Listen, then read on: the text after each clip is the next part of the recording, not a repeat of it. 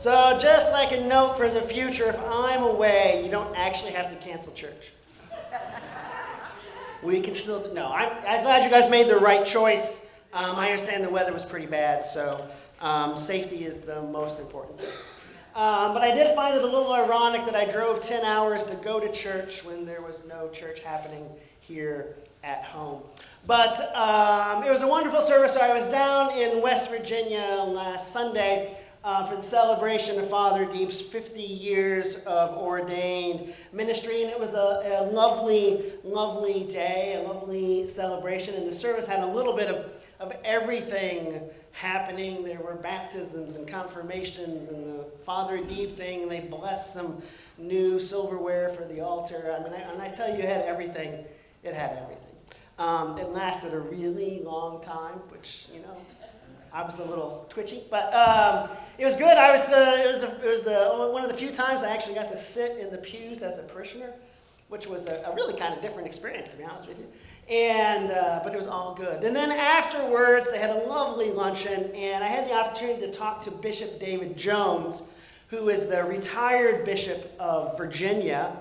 And David's first call as rector was to the same parish that was my first call as rector, so they had invited him back as well. So we were both there, and he was there back in the 70s, and of course I was there in like the 20-teens.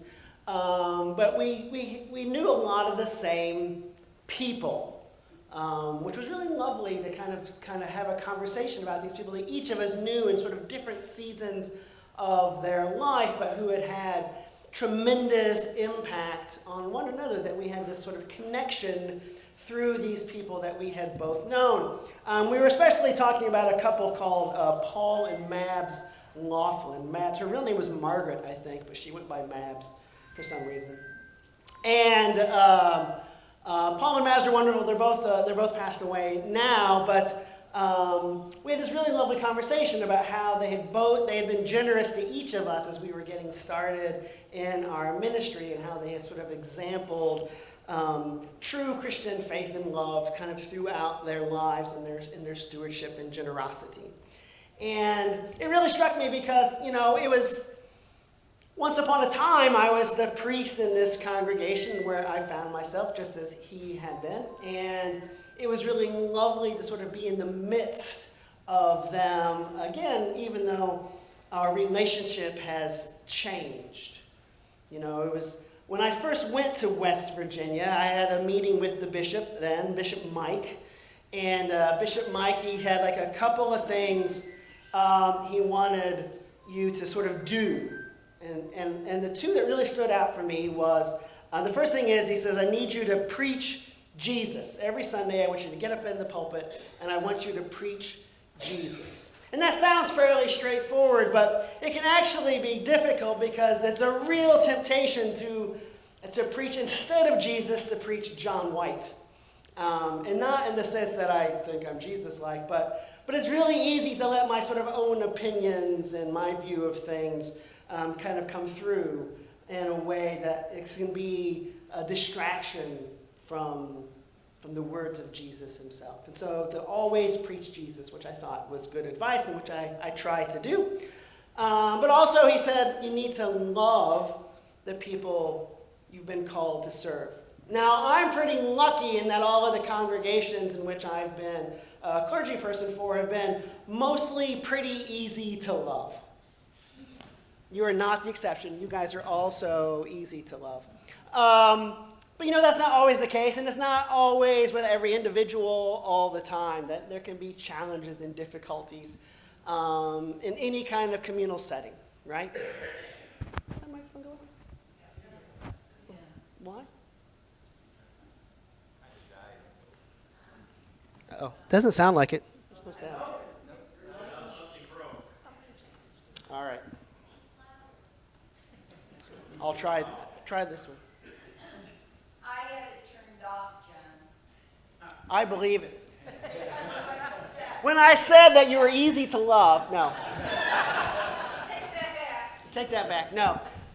But it was really because, you know, it was interesting to me because, I had once upon a time been called to be in that congregation, to be a clergy person, and had a responsibility to be loving towards them, which I took very seriously. But it was really a delight to discover that even though the nature of our relationship has changed, that sense of loving them and being loved was still present. That we were still in relationship with each other in some sort of way, even though that relationship had changed and altered. And it was nice to be able to be there and love them and not have to be concerned about being their priest. It was a really sort of lovely reminder of the potential of the community of faith. And I've been thinking about that as we look at our readings today, because these are sort of a challenging call on Jesus' part to love those who are difficult to love, who are perhaps even unlovable. Right? And we hear the story of Joseph, the very first story. And you probably remember the story of Joseph, but just as a reminder, Joseph was an annoying younger brother. The most annoying youngest brother that has ever existed, probably. And he was a pain in the patootie to his 11 older brothers. They was so annoying that they sold him to passing traders one day and told their dad that he was dead.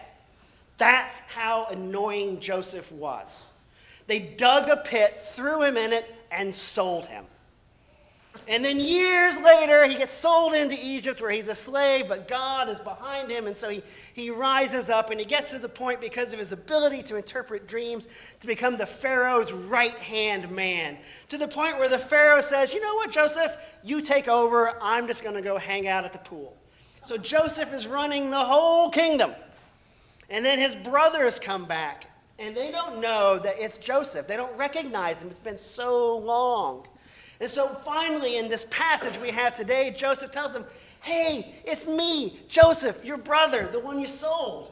And they are dismayed, it says. Yeah, I bet they're like scared out of their patooties because they sold him. And yet, he finds a way to be loving to them.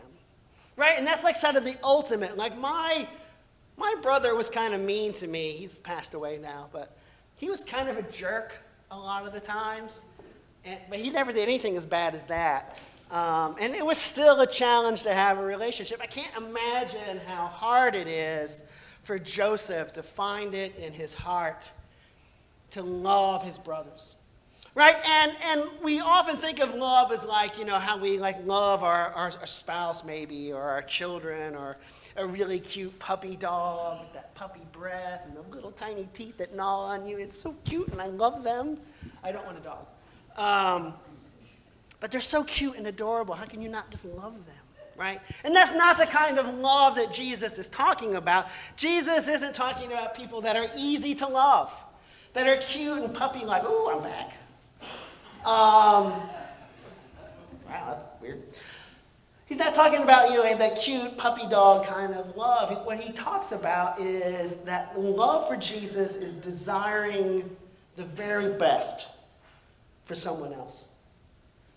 That you want to see them thrive and live into their potential, and that you're willing to take actions to make it happen. Right? It's easy to say, well, I hope those people do really well, but are you really willing to sacrifice anything to make that happen?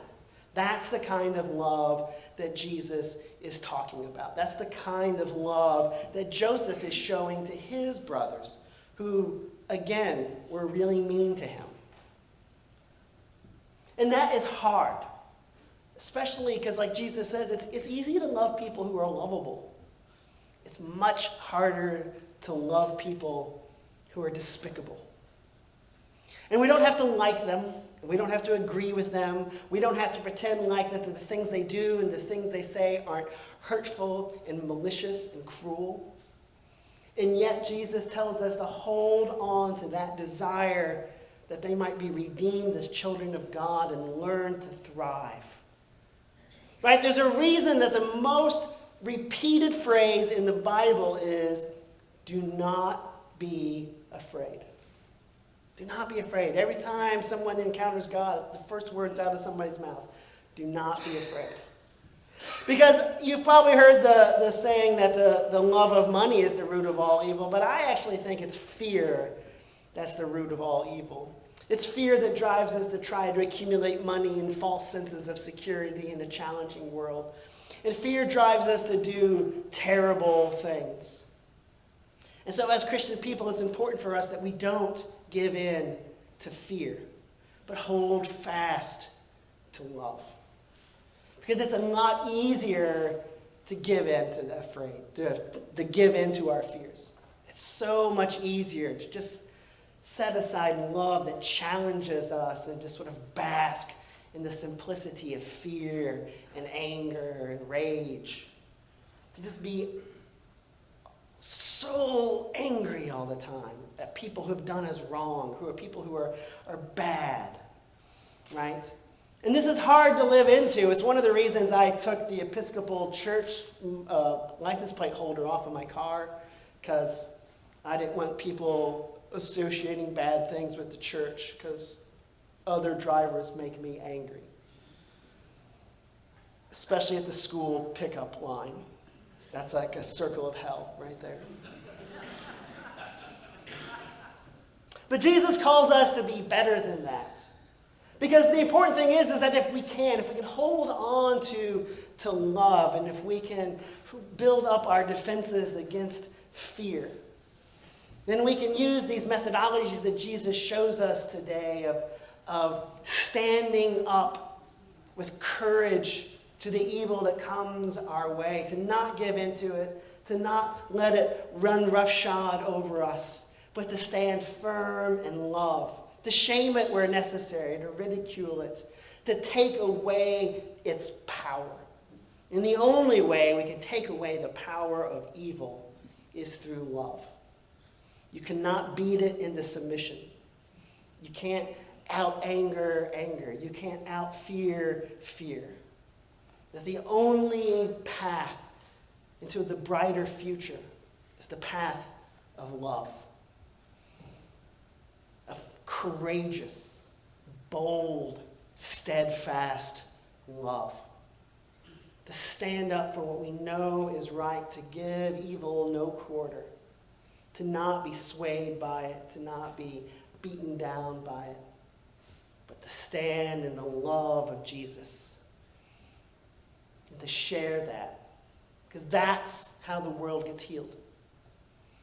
And as a Christian community, we're called to practice that here with one another, to show patience and kindness and generosity with one another, so that we become so conditioned to it that we build up our muscles of love so that we can take it out into the world and change the world. We can't fix the problems of the world.